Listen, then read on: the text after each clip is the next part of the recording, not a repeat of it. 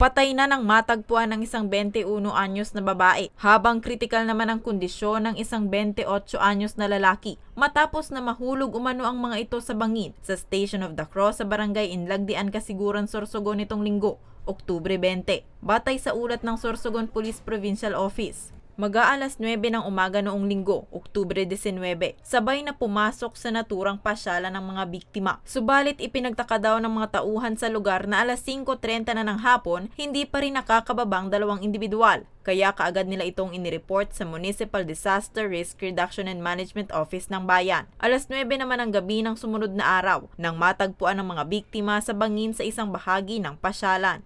Ang nangyari dahil dito sa hindi pa nag-out yung dalawa, so nagkaroon ng yung tourism at naghumingi na ng tulong sa MDR-RMO ng Kasiguran and rineport na rin sa police. And sa pagkipagtulungan, so dito nagkaroon ng retrieval operation para malocate itong dalawa kung saan doon part na accident. So, kaya on the following day, doon na-recover na yung dalawang ito. Blanco pa rin ang pulisya sa kung ano ang dahilan sa pagkahulog ng mga biktima. As of now, wala pa tayong nakukuha na information doon sa driver.